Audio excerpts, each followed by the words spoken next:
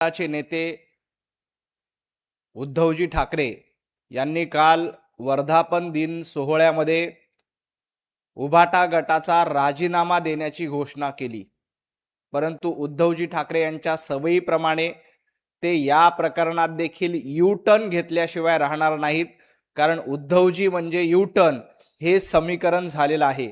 याआधी देखील विधान परिषदेच्या आमदारकीचा राजीनामा देणार अशी घोषणा उद्धवजी ठाकरे यांनी सर्व जनतेसमोर केली होती, परंतु 6 वर्षाची टर्म पूर्ण केली, उद्धवजींनी राजीनामा दिला नाही, यू टर्न घेतला। काँग्रेस सोबत कधीही जाणार नाही अशा पद्धतीची घोषणा उद्धवजी ठाकरे यांनी केली होती, परंतु त्यांनी यू टर्न घेतला आणि काँग्रेसच्या मांडीला मांडी लावून बसले। आता देखील पक्षप्रमुख पदाचा राजीनामा देणार अशा पद्धतीची घोषणा उद्धवजी ठाकरे यांनी केली आहे, परंतु ते पुन्हा एकदा यू टर्न घेणार आहेत। त्यामुळे उद्धवजी म्हणजे यू टर्न हे समीकरण पुन्हा एकदा सिद्ध होईल। काल वर्धापन दिन सोहळ्यामध्ये मोठ्या गाजावाजात राणा भीमदेवी थाटामध्ये राजीनामा देण्याची घोषणा केली, परंतु उद्धवजी ठाकरे राजीनामा देणार नाहीत। ते या प्रकरणावरून देखील यू टर्न घेतल्याशिवाय राहणार नाहीत। अमित शहा यांनी फेसबुक बेबीच्या माध्यमातून शिंदे गटाची स्थापना केली, त्यांना 60 वर्षे कशी झाली असा प्रश्न। जनाब संजय राऊत धनुष्यबाण असलेली शिवसेना मूळ शिवसेना आहे आणि त्याला 60 वर्ष झालीत। टेस्ट ट्यूब बेबी कोणी आहे आणि सरोगेट मदर कोण आहे? संजय राऊत तुमची सरोगेट मदर काँग्रेस आहे। उभाटा गटाची सरोगेट मदर काँग्रेस आहे। काँग्रेसच्या सरोगसी मधून संजय राऊत आणि उभाटा गटाचा जन्म झालाय। त्यामुळे टेस्ट ट्यूब बेबी कोण आहे हे सांगण्याच्या भानगडीत पडू नका। काँग्रेसच्या मांडीला मांडी लावून बसलात आणि तुमच्या उभाटा गटाचा जन्म झाला, त्यामुळे उभाटा गटाची सरोगेट मदर ही काँग्रेस आहे। संजय राऊतांची सरोगसी काँग्रेसकडनं केली जाते। आपल्या सरोगसीकडे बघा। अमितभाई शहा हे या देशाचं नेतृत्व करतायत। मुळामध्ये मूळ शिवसेना ही एकनाथजी शिंदेची आहे आणि धनुष्यबाण आणि शिवसेना यांचं समीकरण आहे। त्या शिवसेनेला 60 वर्ष पूर्ण झाली, त्याचा वर्धापन दिन एकनाथजी शिंदे यांच्या नेतृत्वामध्ये झाला। उभाटा गटाचा जन्म 4 वर्षापूर्वी झाला, त्यामुळे उभाटा गट ही काँग्रेसचा सरोगेट आहे हे त्यांनी लक्षात ठेवलं पाहिजे। शिंदे गटाचा डीएनए चेक करावा लागेल असं शिंदे गटाचा आणि शिवसेनेचा डीएनए हा हिंदुत्ववादाचा डीएनए आहे। बाळासाहेब ठाकरे यांच्या विचाराचा डीएनए हा शिवसेनेचा डीएनए आहे। संजय राऊत तुमचा डीएनए कुठला आहे? तुमचा डीएनए औरंगजेब आणि अफजल खान फॅन क्लबचा आहे। तुमचा डीएनए आता पाकिस्तान धार्जिना झालाय, कारण तुम्ही पाकिस्तानचा उदो उदो करतायत, पाकिस्तानच्या दाढ्या कुरवळताय। त्यामुळे आधी तुमचा डीएनए चेक करा। शिवसेनेचा डीएनए हा हिंदुत्ववादाचा डीएनए आहे आणि वंदनीय हिंदू हृदय सम्राट बाळासाहेब ठाकरे यांच्या विचाराचा डीएनए आहे। कालच्या सभेमध्ये संजय राऊत यांना भाषण करता आलं नाही, तर ते म्हणाले की मला वेळ नसल्यामुळे। कालच्या सभेमध्ये आदित्य ठाकरे यांनी उभाटा गटाचा भोंगा संजय राऊत यांना भाषण करू दिलं नाही, त्यामुळे कालच्या सभेमध्ये भोंगा वाजलाच नाही। आदित्य ठाकरे विरुद्ध संजय राऊत हा सामना कालच्या सभेमध्ये बघायला मिळाला।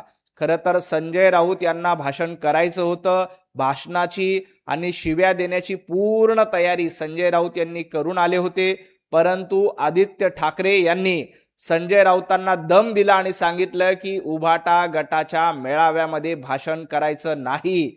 त्यामुळं काल संजय राऊतांना भाषणाची संधी मिळाली नाही आणि अशा प्रकारे उभाटा गटाच्या मेळाव्यामध्ये जो भोंगा वाजतो तो भोंगा म्यूट करण्याचं काम आदित्य ठाकरे यांनी केलं।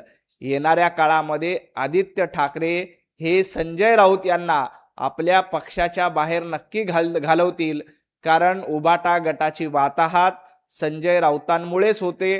कालच्या सभेमध्ये हा भोंगा वाजला नाही, येणाऱ्या काळामध्ये देखील हा भोंगा म्यूट करण्याचं काम आदित्य ठाकरेंच्या माध्यमातून केलं जाईल।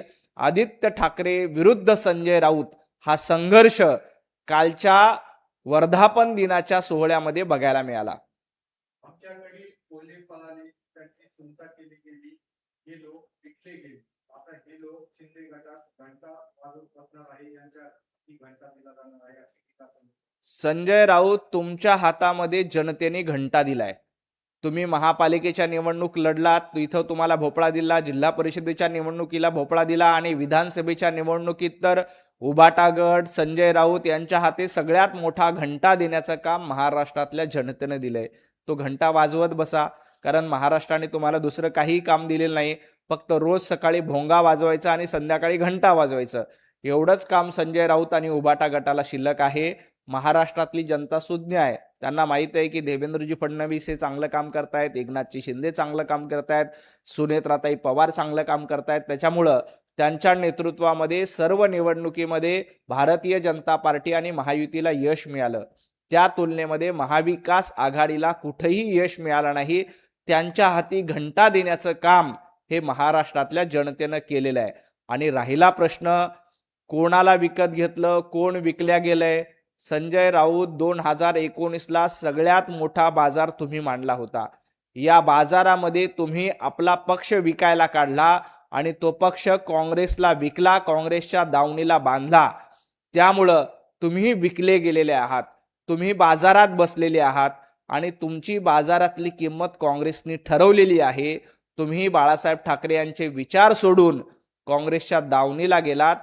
त्याच वेळेला तुमची विक्री झाली आहे आणि राहुल गांधींनी, सोनिया गांधींनी त्यावर बोली लावली होती. 85 कोटी रुपये देऊन खासदार होते, मंत्रिपदाच्या बदल्यात जास्तीचे पैसे दिले असा आरोप संजय राऊत.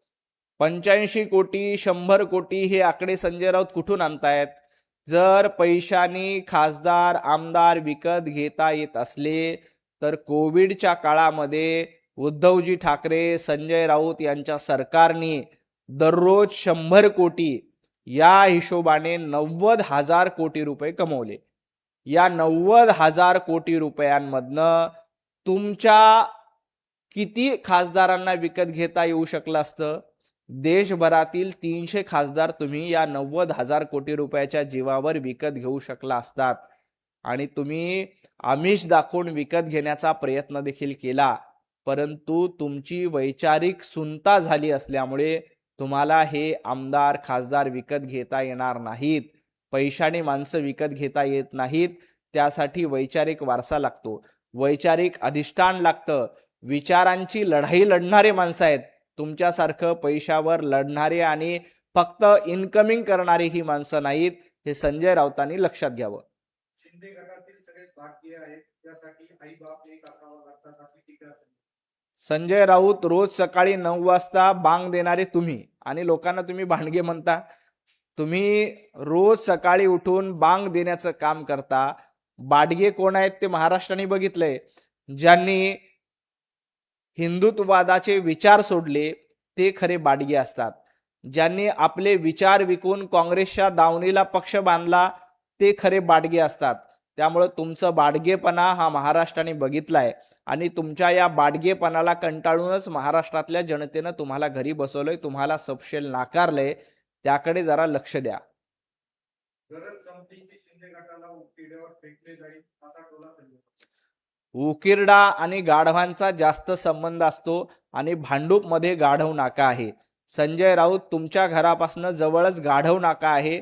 त्यामुळं तुम्ही असा रोज उठून गाढवपणा करत असता आणि उकिरड्याची भाषा करता. तुमचा हा गाढवपणा महाराष्ट्र बघतोय.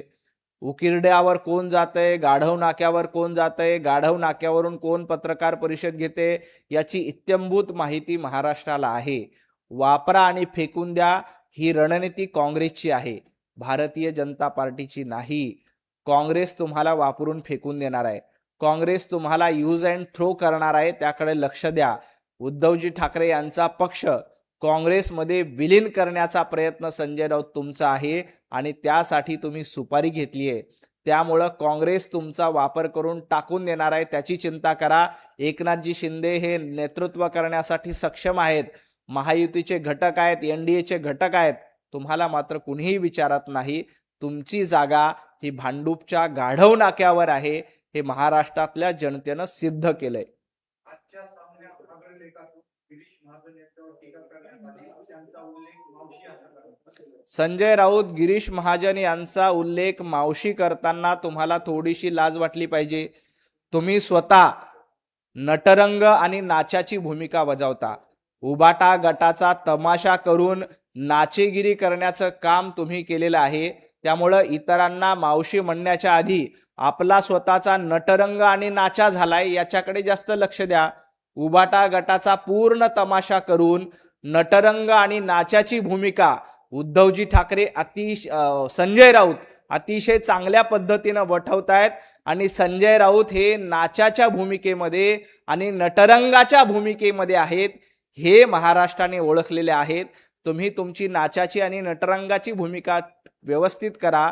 गिरीश महाजनांवर टीका करण्याचा तुम्हाला अधिकार नाही. महाराष्ट्रातल्या जनतेनं तुम्हाला नटरंग आणि नाचा ठरवलेला आहे.